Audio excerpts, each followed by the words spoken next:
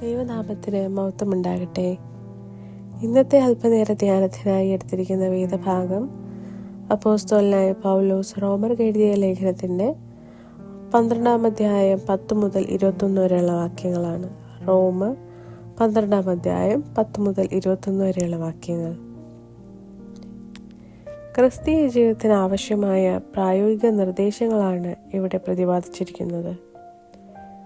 സഹോദരപ്രീതിയിൽ അന്യോന്യം മുന്നിട്ട് കൊള്ളുവീൻ എന്ന് 10-ാം വാക്യം നമ്മെ ഉപദേശിക്കുന്നു.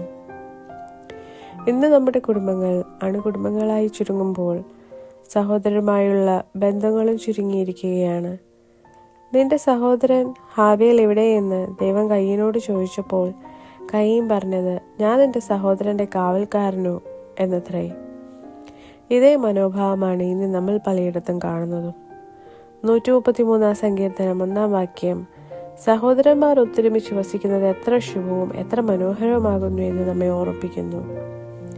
ഈ കാലത്ത് സഹോദരർക്ക് ഒരുമിച്ച് വസിക്കാൻ കഴിഞ്ഞില്ലെങ്കിൽ പോലും പരസ്പരം സ്നേഹിപ്പാനും കരുതുവാനും സഹായിക്കാനും ഒക്കെയും കഴിയണം. ആത്മാവിൽ എരിവുള്ളവർ ആയി കർത്താവിനെ സേവിപ്പീനെന്ന് 11-ാം വാക്യത്തിൽ പറയുന്നു. ആത്മീയ കാര്യങ്ങളിൽ നമ്മുടെ പൂർവികരിൽ ഉണ്ടായിരുന്ന ആ ഉത്സാഹവും എരിവും ഒക്കെ ഇന്ന് നമ്മളിൽ ഉണ്ടോ എന്ന് നാം ഒന്ന് സ്വയം പരിശോധിക്കേണ്ടിയിരിക്കുന്നു. ആത്മാവിൽ എരിവും ഉത്സാഹവും ഉണ്ടാകുവാൻ ഈ ധ്യാനചിന്തകൾ നമ്മളെ സഹായിക്കുമാറാകട്ടെ. ദൈവവചനം കൂടുതലായി വായിക്കുവാൻ, ധ്യാനിക്കുവാൻ, പഠിക്കുവാൻ ഒക്കെ സാധിക്കണം. അതിലൂടെ നമ്മുടെ കുറവുകളെ കണ്ടെത്തുവാനും അനുതപിക്കുവാനും കഴിയണം. കഷ്ടതയിൽ സഹിഷ്ണുത കാണിക്കുവീൻ എന്ന് 13-ാം വാക്യത്തിൽ ആഹ്വാനം ചെയ്യുന്നു. നമ്മുടെ കർത്താവായ യേശുക്രിസ്തു നമുക്ക് വേണ്ടി സഹിച്ച കഷ്ടതയും ത്യാഗവും അനുസ്മരിക്കുന്ന ദിനങ്ങളാകണം ഈ ദിനങ്ങൾ.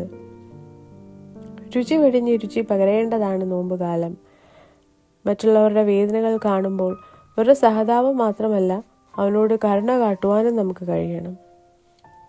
പ്രാർത്ഥനയിൽ ഉച്ചരിപ്പീൻ എന്ന് ഈ ഭാഗത്ത് നിർദ്ദേശിക്കുന്ന പ്രാർത്ഥന ദൈവസന്നിധിയിലേക്ക് തുറക്കുന്ന വാതിലുകളാണ്.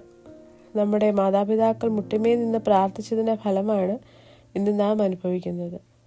നാമും നമ്മുടെ തലമുറയ്ക്ക് വേണ്ടി, അല്ലെങ്കിൽ രാഷ്ട്രത്തിന് വേണ്ടി, അല്ലെങ്കിൽ ലോക സമാധാനത്തിന് വേണ്ടിയൊക്കെ പ്രാർത്ഥിപ്പാൻ കടപ്പെട്ടവരാണ്. നെഹമ്യാവ് രാജകൊട്ടാരത്തിലെ ജോലിക്കാരനായിരുന്നു. പക്ഷേ യെരുശലേമിന്റെ മതിലുകൾ ഇടിഞ്ഞും അതിന്റെ വാതിലുകൾ തീവച്ച് ചുറ്റും എന്ന് കേട്ടപ്പോൾ കരഞ്ഞു ഉപവസിച്ച് പ്രാർത്ഥിച്ചതായി നമുക്ക് കാണാം. അടുത്തതായി, നിങ്ങളെ ഉപദ്രവിക്കുന്നവരെ അനുഗ്രഹിപ്പീൻ എന്ന് പറഞ്ഞിരിക്കുന്നു. നമ്മുടെ ദൈവമായ കർത്താവ് വേദനയേറ്റ് ക്രൂശിൽ കിടന്നപ്പോഴും തന്നെ ഉപദ്രവിച്ച ഏവർക്കും വേണ്ടി പ്രാർത്ഥിച്ചു. സ്തെഫാനോസും കല്ലേറുകൊണ്ട് ശരീരത്തിൽ മുറിവുകളേറ്റ് രക്തം ധാരാളമായി ഒഴുകി മരണാസന്നതയിൽ നിന്നപ്പോഴും തന്നെ ഉപദ്രവിക്കുന്നവർക്ക് വേണ്ടി പ്രാർത്ഥിച്ചതായിട്ട് നമുക്ക് കാണാം.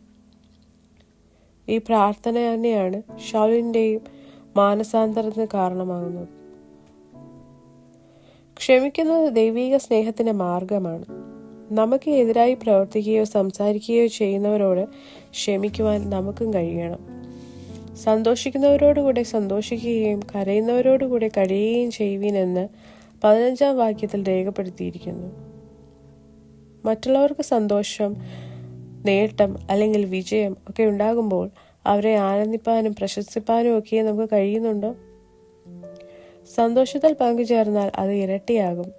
ദുഃഖത്തിൽ പങ്കുചേർന്നാൽ അത് പകുതിയായി കുറയും. വലിപ്പം ഭാവിക്കാതെ എളിയവനോട് ചേർന്നുകൊള്ളുവീൻ എന്നും ഈ വേദഭാഗം നമ്മെ ഓർപ്പിക്കുന്നു. അതിനായി ആദ്യം ഞാൻ എന്ന ഭാവം വെടിയണം. സന്തോഷത്തിലും സന്താപത്തിലും എളിയവനെയും പങ്കുചേർപ്പാൻ നാം ശ്രമിക്കണം. എളിയവനെ ആദരിക്കുന്നവൻ ഭാഗ്യവാൻ. അനർത്ഥ ദിവസത്തിൽ യഹോവ അവനെ വിടുവിക്കുമെന്ന് 41-ാം സങ്കീർത്തനം 1-ാം വാക്യം നമ്മെ ഓർമ്മിപ്പിക്കുന്നു. കഴിയുമെങ്കിൽ നിങ്ങൾ ആ ലാവോള് സകല മനുഷ്യരോട് സമാധാനമായിരിപ്പീൻ എന്ന് 18-ാം വാക്യത്തിൽ പറയുന്നു. സമാധാനം ഉണ്ടാക്കുന്നവൻ ഭാഗ്യവാന്മാർ, അവൻ ദൈവത്തിന്റെ പുത്രന്മാർ എന്ന് വിളിക്കപ്പെടുമെന്ന് മത്തായിയുടെ സുവിശേഷം 5-ാം അധ്യായത്തിന്റെ 9-ാം വാക്യത്തിൽ പറയുന്നു.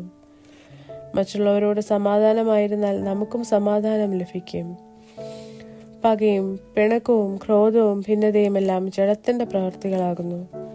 എന്നാൽ സ്നേഹം, സന്തോഷം, സമാധാനം, ദീർഘക്ഷമ ഇവയെല്ലാം ആത്മാവിന്റെ ഫലങ്ങളുമാകുന്നു. നിന്റെ ശത്രുവിന് വിശക്കുന്നുവെങ്കിൽ അവന് തിന്മാൻ കൊടുക്കുക, ദാഹിക്കുന്നുവെങ്കിൽ കുടിപ്പാൻ കൊടുക്കുക എന്ന ഉദ്ധരണി സദൃശവാക്യങ്ങൾ 25-ാം അധ്യായത്തിന്റെ 21 മുതൽ 22 വരെ നമുക്ക് കാണുവാനായിട്ട് സാധിക്കുന്നുണ്ട്. ശത്രുവിനെ മിത്രമായി കാണുവാൻ സാധിച്ചാലേ അവന്റെ ആവശ്യങ്ങളിൽ സഹായിപ്പാനായിട്ടാകും. അത് ദൈവിക സ്നേഹമാണ്. തിന്മയോട് തോൽക്കാതെ നന്മയാൽ തിന്മയെ ജയിക്കുക എന്ന ആഹ്വാനത്തോടെയാണ് ഈ വേദഭാഗം അവസാനിക്കുന്നത്. തിന്മയോട് തോൽക്കാൻ പാടില്ല, തിന്മയിൽ പങ്കുചേരുവാനും പാടില്ല. നമ്മുടെ നല്ല ചിന്തകൾ, നല്ല വാക്കുകൾ, നല്ല പ്രതികരണങ്ങൾ ഇവ കൊണ്ട് തിന്മയെ ജയിക്കുവാനായിട്ട് കഴിയണം.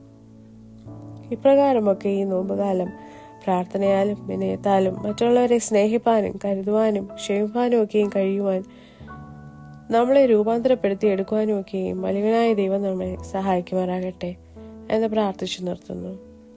ദൈവം നമ്മെ ഏവരെയും ഒരുപോലെ അനുഗ്രഹിക്കുമാറാകട്ടെ. ആമേൻ.